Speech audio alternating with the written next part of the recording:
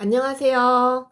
자, 오늘은 수능 특강 53쪽에 있는 요 이별 시조, 이별과 관련된 시조를 4편 모아놓은 게 있더라고요. 요 4편을 오늘 공부해 보도록 하겠습니다.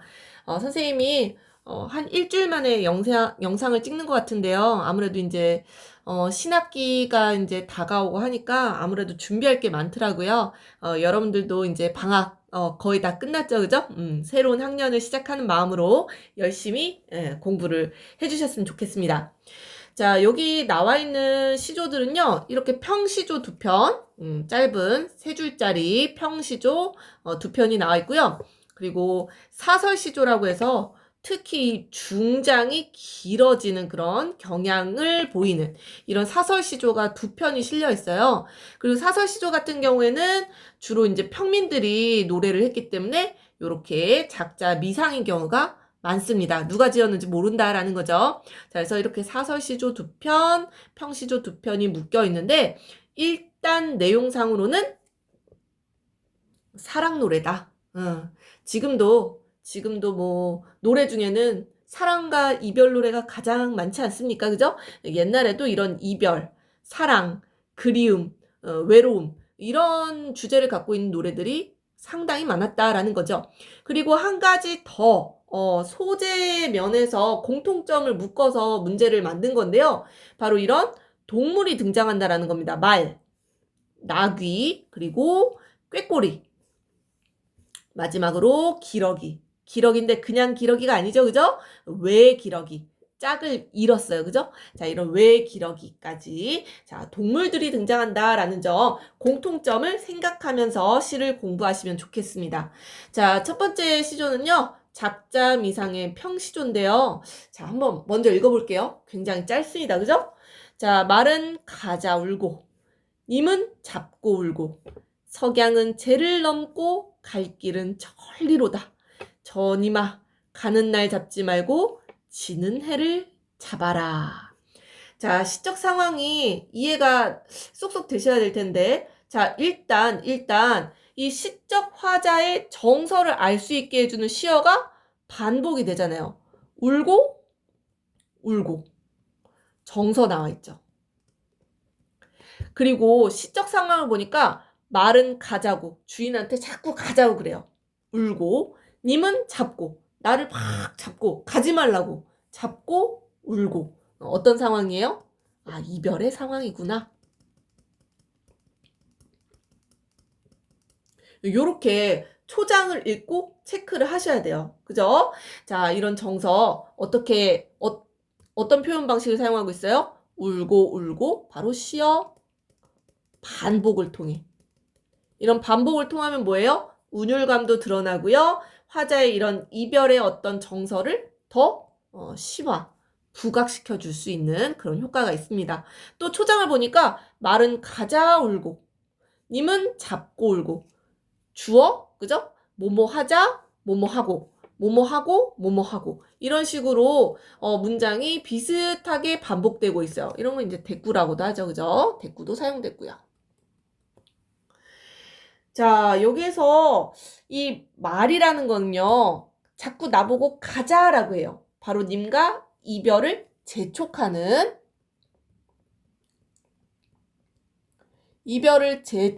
대상이고요. 이 님은 나를 잡았어요. 바짓가랑이를 잡고, 내가 타고 가는 말을 잡고, 막 울고 있잖아요. 못 가게 막고 있는 거죠. 이 님은 이별을 거부하고 있어요. 그래서 앞에서 나와 있는 이 소재 2개가 이 행동이 다르죠, 완전히. 하나는 이별을 재촉하고 있고, 하나는 이별을 거부하고 있고. 그래서 님과 이 말은 대비된다. 요렇게 우리가 정리를 해보실 수가 있겠습니다. 그래서 이별을 재촉하는 이런 말, 그리고 이별을 거부하는 이 님, 나의 어떤 내가 사랑하던, 그죠? 시적 대상이라고 보실 수가 있겠죠? 시적 대상입니다. 그래서 이별을 거부하고 있다. 이렇게 봐주시면 좋겠고요. 자, 석양은 재를 넘고 라고 했어요. 이런 건 뭐예요? 시간을 알려주는 거죠. 시간. 석양이 저 재를 언덕을 쭉 넘어가고 있대요. 시간이 지금 흐르고 있는 거죠. 시간이 경과하고 있는 거예요. 어느 정도 시간이 흘렀어. 갈 길은 천리나 남았는데 가야 된다라는 거죠. 어딘가를. 저 니마 가는 날 잡지 말고 지는 해를 잡아라 라고 했어요. 지는 해를 잡아라 라는 얘기는 무슨 얘기예요? 이 시간을 멈추고 싶다라는 얘기입니다. 이 얘기는 뭐예요? 자, 아까 이 님은 이별을 거부하고 있었잖아요. 그럼 화자는 어때요? 화자는 지금 이별하고 싶어요? 이별하고 싶지 않은 거예요? 지는 해를 잡아라 라는 얘기는 지금 이별의 시간을 지금 멈추고 싶다라는 거겠죠. 바로 이 화자도 이별을 거부하고 있다 라는 것을 우리가 이해를 하셔야 되겠습니다. 그래서 이 이별을 거부하고 싶은데 뭐예요? 지는 해를 잡을 수가 있어요? 없어요? 해를 누가 시간을 이렇게 멈출 수가 있어요? 멈출 수가 없죠. 그죠? 멈출 수 있는 사람은 뭐 몇몇 안 됩니다. 뭐 닥터 스트레인지나 뭐 이런 마블에 나오는 사람들이나 그죠? 자, 이 불가능한 상황이기 때문에 시간을 멈춘다라는 거는 불가능한 상황이기 때문에 이 화자가 이 이별 상황에 대한 안타까움을 더 고조시킬 수 있는 그런 부분이라고 보시면 되겠습니다. 이별을 하고 싶어 하지 않는 화자의 그런 인식이 드러나고요. 이 지는 해를 잡아라 라는 이런 불가능한 상황을 설정해 놓은 것은 바로 이별 상황에 대한 화자의 안타까움을 더 고조시켜주는, 부각시켜주는 그런 상황이라고 봐주시면 되겠습니다. 자, 그래서 화자도 이별을 거부하고 있고요. 이 나와 이별하고 있는 시적대사 이 님도 이별을 거부하고 있어요. 바로 이 말만 이별을 재촉하고 있는 가자고 우는 이 말 아주 그죠? 원망의 대상이 될 수도 있겠네요. 그죠? 자, 님과의 이별에 대한 아쉬움, 안타까움을 노래한 시다 이렇게 봐주시면 될 것 같고요. 자, 내려가 보겠습니다. 자, 이번에도 비슷한 동물이 나오네요. 나귀요, 나귀. 자, 이 시는 안민영이 지은 시조인데요. 안민영은 여러분들 그래도 좀 들어보지 않았을까요? 교과서에 이 매화사라는 연시조가 실려있는 경우들이 종종 있습니다. 문학교과서에 이 매화사라는 연시조는요. 매화에 대한 노래겠죠. 그죠? 매화, 봄에 피는 그 매화에 대한 어떤 예찬을 다룬 시인데요. 뭐 모평이나 학평에 왕왕 출제가 되고 있는 그런 시입니다. 자, 안민영의 시조인데요. 자, 이 시조도 딱 시적 상황 보이죠? 이별입니다. 시적 상황. 자, 님 이별하올 적에 저는 나귀를 한치 마시오. 가노라 돌아설제 저는 걸음이 아니런들 꽃 아래 눈물 적신 얼굴을 어찌 자세히 보리오. 자, 이 시는 항상 이미지거든요. 여러분들 이미지를 머릿속에 떠올려 보세요. 지금 이별하고 있고요. 이 화자는 저는 나귀, 발을 이렇게 좀 저나 봐요. 예, 약간 절뚝절뚝 하는 그런 나귀를 타고 지금 어디론가 가고 있어요. 어디에서? 꽃이 피어있는 어떤 나무 아래인 것 같습니다. 그죠? 꽃 아래에서 눈물 적신 얼굴. 서로 지금 이별을 슬퍼하면서 눈물을 흘리고 있다. 이런 거를 여러분들 머릿속에 이미지로 쫙 그려보시면서 시를 해석을 해보시는 거예요. 자, 님은 시적 대상이고, 그죠? 이별, 시적 상황. 다 나와 있네요. 그죠? 요런 거는 이제 쉬운 시에 속한다라고 볼 수가 있겠죠. 자, 그래서 임과 이별을 하고 있는데요. 자, 여기에서 키포인트는 발을 저는 나귀를 한치 마라. 뭐라고 하지 말라란 얘기예요. 뭐뭐 하지 마시오 이런 거는 이제 명령형이라고 보실 수가 있겠죠. 자, 이게 무슨 얘기냐?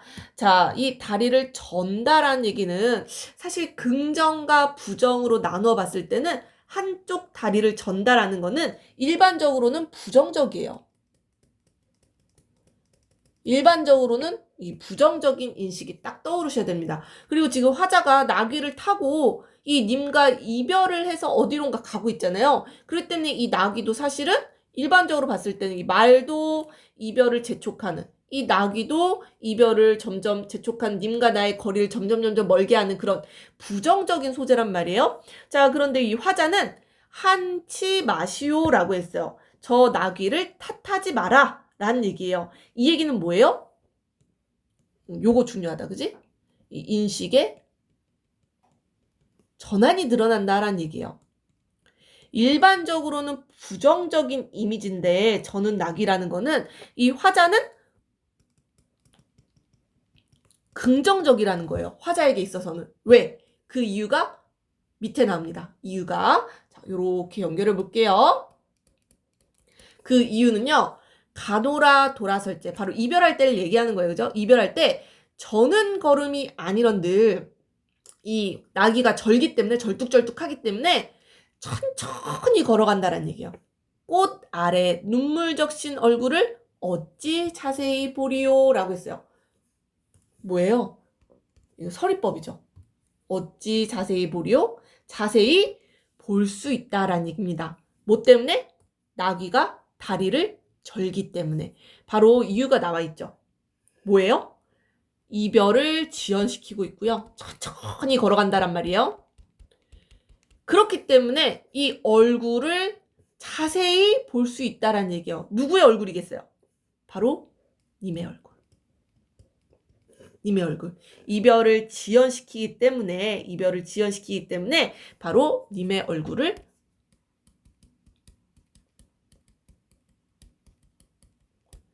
자세히 볼 수 있다라는 얘기입니다. 이해되시죠? 자, 그래서 저는 나귀를 탓하지 말아라. 바로 화자의 긍정적인 인식이 드러나는 거고요. 인식의 전환. 바로 그 이유는 무엇이다? 이별을 지연시키기 때문에 님의 얼굴을 자세히 볼 수 있다. 이 님은 지금 어때요? 눈물 흘리고 있죠. 눈물. 바로 이별의 슬픔이라고 보실 수가 있겠죠. 아이고, 슬픔이라고 쓰려고 했네. 슬픔, 이별의 슬픔. 눈물 적신 님의 얼굴을 자세히 볼 수가 있다라는 거죠. 이 이별할 때 끝까지, 그죠? 뭔가 이렇게 아쉽고 안타깝고 할 때는 끝까지 그 사람의 이 모습, 뒷모습이라도 보고 싶은 게 사람의 마음이잖아요. 그죠? 이 나귀가 바로 그것을 도와준다. 라고 보실 수가 있겠고요. 이 꽃 아래라는 거는 이 뒤에 문제로 나오나 봐요. 이렇게 밑줄이 쳐 있죠. 그죠? 꽃 아래라는 거는 바로 이 이별의 공간이라고 보실 수가 있겠습니다. 아니, 지금 이별하고 있는데, 그죠? 굉장히 낭만적인 장소에서 이별을 하고 있네요. 이별의 공간이라 보시면 될 것 같아요. 자, 그래서 이 노래, 안민영의 노래, 바로 이별 상황에 대한 이 슬픔, 아쉬움, 이게 바로 이 저는 나귀가 이 아쉬움을 조금이나마 달래주는, 이별을 지연시켜주는 그런 긍정적인 대상으로 사용이 되었다라고 봐주시면 되겠습니다. 자, 그 다음에 이제 사설시조로 내려와 볼게요. 중장이 조금 길어지는 사설시조입니다.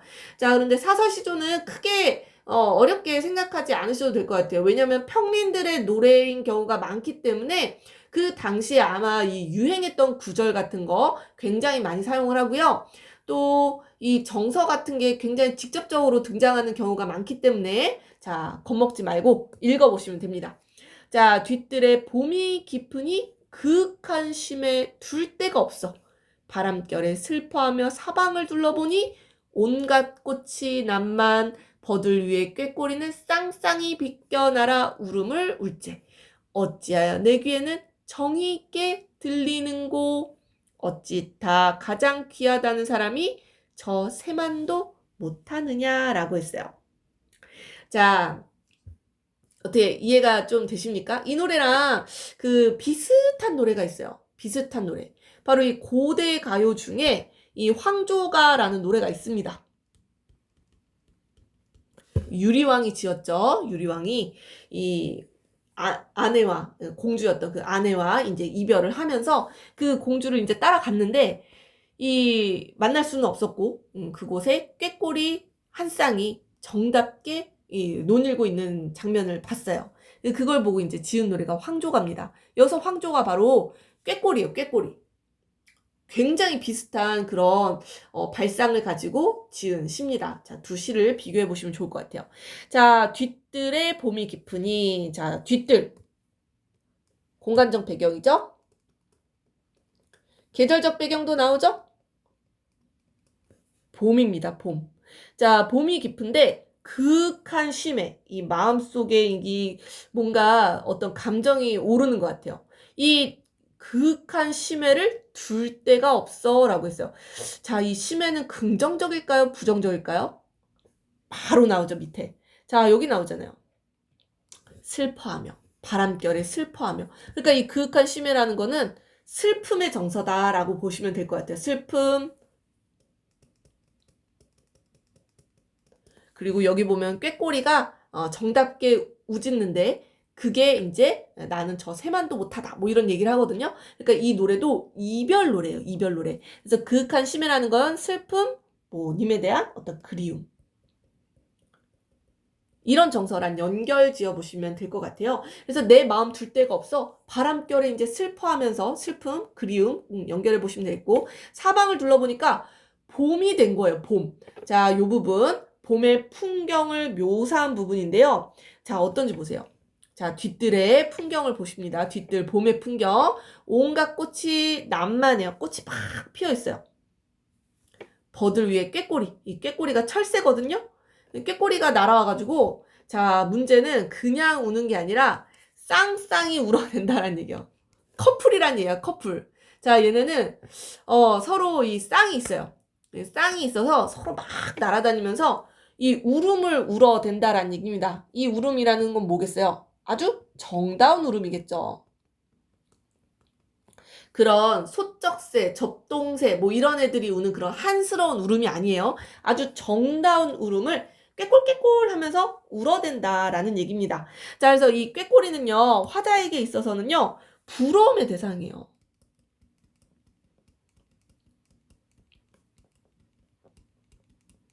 자, 그리고 뭐예요? 이 저 새만도 못하느냐라고 했어요. 사람이 저 새만도 못하다라는 거죠. 그래서 이 꾀꼬리는요, 이 화자와 대비되는 그런 대상이에요.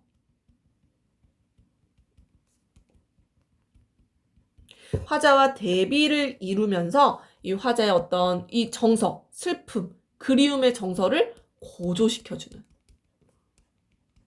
부각시켜주는, 심화시켜주는, 우리가 이런 거 뭐라고 하죠? 객관적 상관물이라고 하죠. 다른 시 해석할 때도 얘기했지만, 우리가 이제 수능이나 모평 같은 걸 문제를 풀어볼 때는 선지에 객관적 상관물이라는 말을 잘 사용하지 않아요. 객관적 상관물이라고 표현하기보다는 화자의 처지와 대비를 이루면서 화자의 정서를 심화시켜준다 또는 부각시켜준다, 이렇게 설명이 되는 경우가 많습니다. 객관적 상관물이라는 거는 화자의 정서를 좀 더 심화시켜주는 그런 사물이면은 거의 다 해당된다라고 보실 수가 있어요.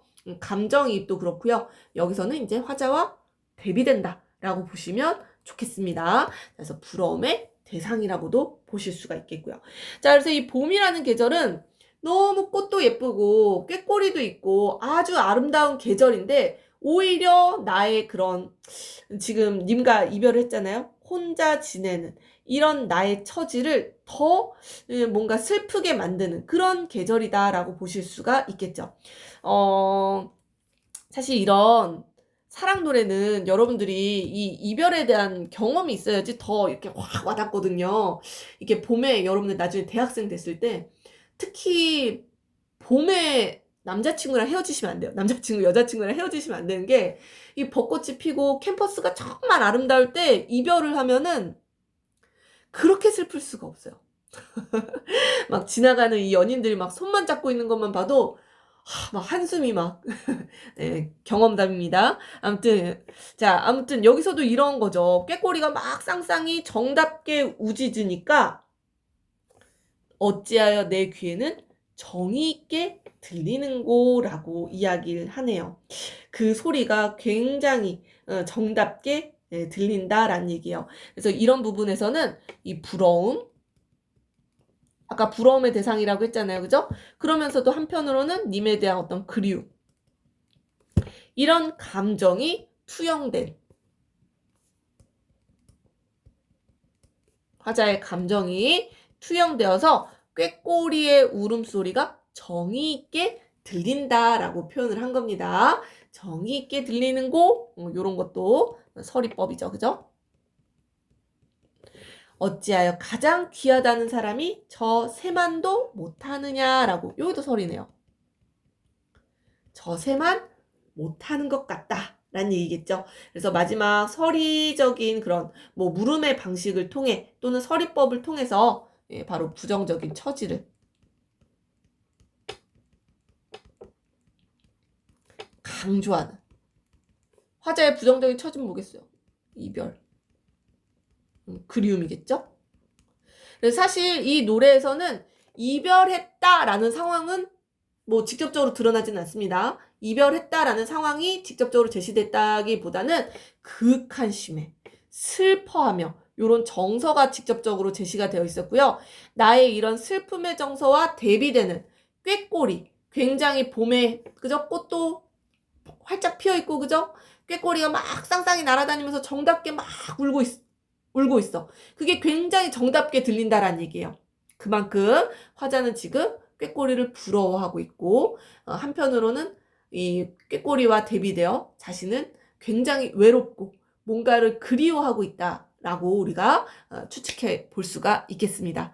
자, 그래서 마지막에 이런 서리적 방식 또는 물음의 방식 이런 걸 사용해서 자신의 어떤 처지, 정서를 강조하면서 시를 마무리하고 있는 노래 이렇게 봐주시면 될 것 같아요. 그래서 님에 대한 어떤 그리움 그리고 자신의 처지 새만도 못하다라는 그런 한탄의 정서 이렇게 봐주시면 될 것 같습니다. 자, 유리왕의 황조가라는 고대가요 비슷한 결을 갖고 있는 노래 비교해 보시면 좋을 것 같고요. 자, 마지막 사설 시조입니다. 자, 여기에는 이제 기러기가 나오네요. 청천에 떠서 울고 가는 왜 기러기 날지 말고 내 말을 들어 한양성 안에 잠깐 들러 부디 내 말을 잊지 말고 외외쳐 불러 이르기를 월황혼 겨워갈 때 적막한 빈방에 던지듯 홀로 앉아 님 그려 차마 못 살래라 하고 부디 한 말을 전하여 주렴. 우리도 님 보러 바삐 가는 길이 오매 전할동 말동하여라. 이 노래 약간 좀 재밌어요. 약간 해학적인 그런 느낌이 나는 노래입니다. 해석이 좀 되셨는지 모르겠어요. 자, 일단 화자의 상황을 알 수 있게 해주는 식구가 나오잖아요. 뭐예요? 적막한 빈방, 홀로 요런 그지 식구들 뭐예요? 화자의 시적 상황. 화자의 시적 상황을 나타내어 알 수 있게 해주는 그런 부분들입니다. 바로 화자는 님과 헤어져서 홀로 외롭게 그죠? 외로운 처지 있다라는 거고요. 여기 시적 대상이 나오잖아요. 님에 대한 그리움의 정서도 드러나잖아요. 님 그리워 차마 못 살겠다라고 이야기를 하죠. 자, 그래서 정서도 나왔고요. 화자의 지금 처지 다 나와 있습니다. 자, 그러면 이 외기러기의 어떤 역할에 대해서 우리가 딱 초점을 두고 시를 보셔야 되는데요. 자, 청천에 떠서 울고 가는 외기러기가 있어요. 자, 이 기러기도 외기러기예요. 짝이 없네요. 그죠?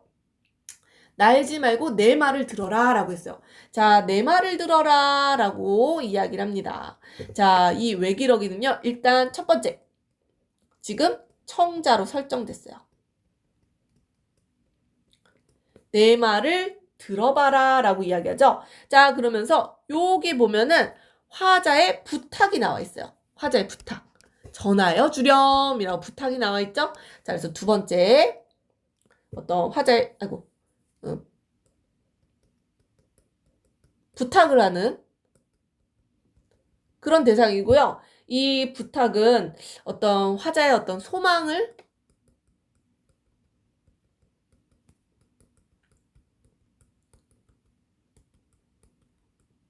실현해달라라는 부탁이거든요. 바로 님에게 나의 말을 전해달라라는 어떤 이 소망을 부탁하고 있는 대상이 바로 외기럭입니다. 자, 여기까지 잘 따라오고 계시죠? 자, 한양성 안에 잠깐 들러서 말을 전해달라라고 했으니까요. 이 한양성 안은 바로 내가 그리워하는 대상, 님이 있는, 님이 계신 그 공간이라고 보실 수가 있을 것 같아요. 한양에 가 있나 봐요. 그죠? 한양성 안에 잠깐 들러 부디 내 말을 잊지 말고 왜 외쳐 불러 이르기를. 왜 외쳐라는 거는 거듭 외쳐서 불러 이르기를, 뭐 요렇게 해석하시면 될 것 같습니다. 뭐 별로 중요한 건 아니고요. 아무튼 님을 불러서 이렇게 이야기를 하래요. 언제? 월황혼이 겨워갈 때. 월황혼, 뭐 달이 떠오를 때, 뭐 저녁 어둑어둑해졌을 때, 뭐 이럴 때겠죠? 적막한 빈방에 던진 듯 홀로 앉아. 자, 적막 빈방, 독수 공방하고 있다라는 거죠. 자, 이 빈방이라는 거는 아까는 한양성하는 님의 공간이죠. 이 빈방은 화자의 공간입니다. 화자가 홀로 외롭게 님을 그리워하는 공간, 이렇게 봐주시면 되겠죠. 자, 홀로 앉아 님 그리워 차마 못 살겠구나 라고 이 부디한 말을 전하여 주렴이라고 했어요. 자, 님에게 전하고 싶은 메시지는 바로 요거였죠. 님이 그리워서 차마 못 살겠다. 자, 그랬더니요. 우리도 님 보러 바삐 가는 길이오매 전할똥말똥하여라 라고 했어요. 자, 여기서 우리는 누구예요? 그쵸? 선생님 여기 벌써 체크해놨죠? 바로 기러기예요, 기러기. 자, 우리도 님을 보러 바삐 가는 길이다 라고 했어요. 자, 이 외기러기는요, 일단 의인화되어 있고요. 여기 밑에다 써볼게요.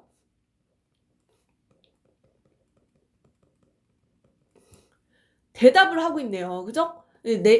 나의 그런 부탁에 이 답을 해주고 있는데요. 자, 일단 의인화가 되어 있고요. 이 왜 기러기는 나의 소망을 실현해 줄 수 있어요? 없어요?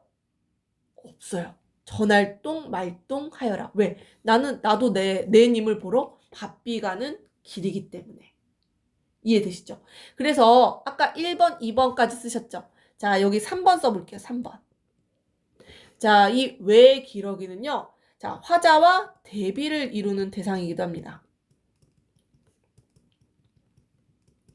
왜요? 화자는 님에게 가지 못하죠. 그런데 기러기는 님을 보러 가고 있잖아요. 그죠? 님을 보러 지금 바삐 가고 있는 중이에요. 그렇기 때문에 이 님에게 가지 못하는 화자와 대비되는 대상이다라고 보실 수도 있고요. 또 다르게도 해석하실 수 있어요. 이 왜 기러기는 자유롭게 날아다니잖아요. 그러니까 님이 계신 공간에도 갈 수 있단 말이에요. 나는 갈 수 없죠. 아무튼 어떻게 해석하나 화자와 대비를 이루는 그런 대상이다라고 보실 수도 있겠죠. 이것도 아까 말했던 이 객관적 상관문이랑 비슷한 거예요. 이 화자와 대비를 이루면서 이 화자의 이런 외로운 처지를, 정서를 더 심화시키고 부각하는 그런 객관적 상관물이다라고 보실 수가 있습니다. 자, 이 왜 기러기도 객관적 상관물이다라고 보실 수가 있겠고요. 자, 화자의 부탁을 들어줄 수가 없네요. 그래서 이 마지막 답변에서 뭐예요? 기러기의 대답에서 바로 화자의 소망이 실현될 가능성이 굉장히 낮네요. 그죠? 화자의 소망 실현이 되지 못했다라는 점에서 안타까움의 정서가 느껴진다라고 봐주실 수 있겠습니다. 자, 그리고 전체적인 전체적인 시상 전개 방식을 보시면요. 이렇게 이루어져 있어요. 처음에 이 화자의 초중장이요. 아이고, 요거, 잠깐만. 초중장이요. 화자의 부탁으로. 기러기야, 내 말 좀 들어봐라. 그러면서, 님을 그리워서 차마 못 살겠다. 이 말을 나 대신에 전해달라라고 이야기해요. 그러고 나서 뭐예요? 이 기러기가 대답하죠.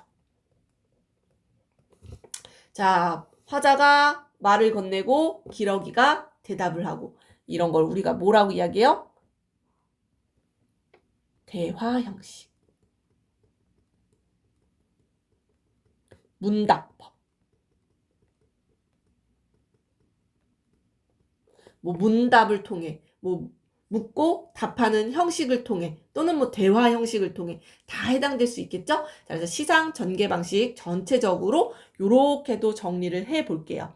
자, 그래서 이 마지막에 굉장히 슬프면서도 좀 기러기의 대답이 약간 좀 해학적인 그런 느낌을 주는 그런 사설시조다라고 보실 수가 있겠습니다. 그래서 결국에는 님을 만날 수도 없고 님에게 나의 어떤 메시지도 전달할 수 없는 그런 안타까움이 느껴지는 사설시조라고 봐주시면 되겠습니다. 자, 시조 4편 쭉쭉 연결해서 봤어요. 자, 여기 나오는 이 동물 소재들 마지막으로 한 번씩만 다시 체크를 해보자면요. 자, 이 말은 가자 울고라고 했을 때 말은 자꾸만 이별을 재촉하는 그런 대상물이다라고 봐주실 수가 있겠고요. 화자와 님은 이별을 거부하고 있다. 자, 두 번째 노래에서 다리를 한쪽 다리를 저는 나귀. 일반적으로 봤을 때는 부정적인 대상이지만 한치 마시오라고 하면서 인식의 전환이 일어나요. 화자는 긍정적으로 바라보고 있죠?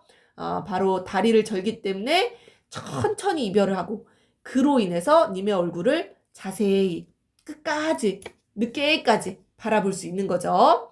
자, 그리고 봄이 왔어요. 꾀꼬리가 쌍쌍이 정답게 운다라는 게 포인트입니다. 그래서 화자에게 있어서 부러움의 대상이고요. 화자와 대비를 이룸으로 인해서 화자의 정서를 좀 더 심화시키는, 여기서 화자의 정서는 뭐예요? 슬퍼하며 극한 심해, 바로 이별로 인한 슬픔, 그리움이었습니다. 서리적인 표현 방식도 사용이 됐고요. 자, 그리고 이 마지막 왜 기러기. 이 왜 기러기는 내 말을 들어야 돼요. 청자로 설정해 놓고 있고요. 부탁을 하고 있어요. 내가 이런 상황이라는 것을 전하여 주렴이라 부탁을 했는데요. 자, 대답까지 해주죠. 그죠? 의인화돼가지고 대답을 해주는데 님 보러 바삐 가는 길이니 전할지 말지 모르겠다라고 이야기를 해요. 자, 소망 실현이 되기가 어렵다라는 이런 안타까움의 정서가 드러나고요. 자, 이 기러기는 님을 보러 가고 있다라는 점에서 화자와 또 대비를 이룬다라는 거. 그리고 전체적으로 대화 형식. 그죠? 묻고 답하고. 그죠?